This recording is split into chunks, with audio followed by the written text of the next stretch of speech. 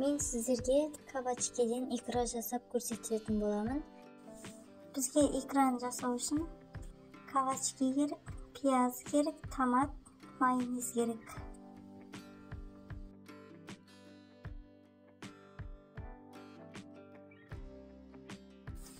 Кабачкенің ішін сыртын бәрін тазалап алдым.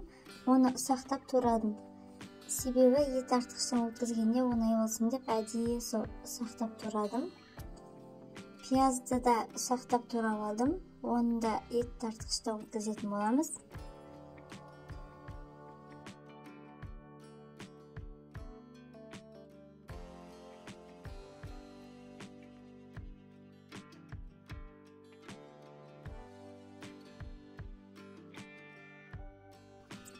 Мына пиязды өткізіп жатырмын. Пияздан кейін кабачкиді өткізіп алдым.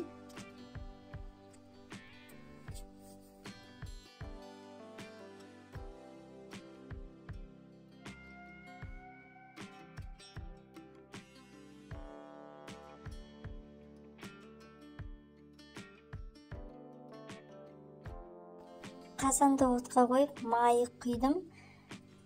Пиязды, кабачкиді, томатты, майонезді бәрін бірден салып жібереміз.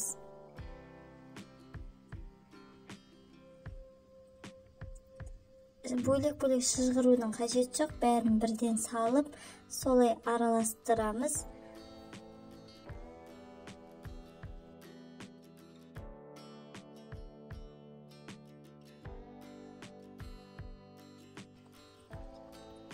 Бәрін салғаннан кейін араластырып, орташа отта тұру керек, 1 сағат қоямыз.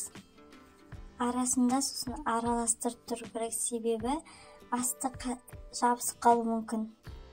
Сол себепті арасында араластырамыз.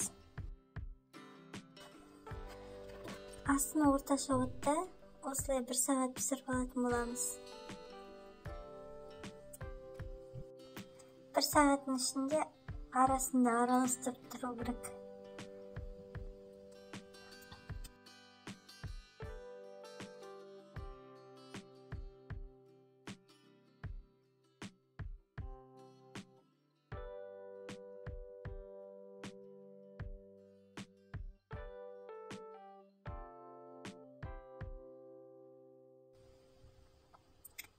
Bir сағат өткеннен кейін оған лавровый листті, қантты, тұзды бұрышта салып, жақсылап араластырамыз.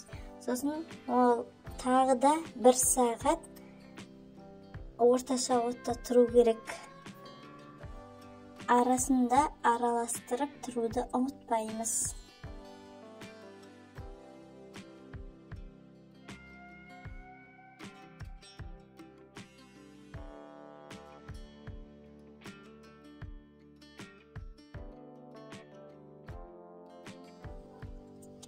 Бізге бар жоғы 2 сағатта ғана осы икра дайын болады.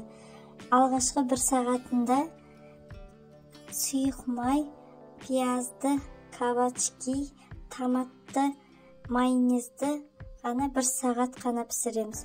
Содан кейін бар жаңа лавровый листті, қантты, тұзды салып, тағы да 1 сағат пісіретін боламыз.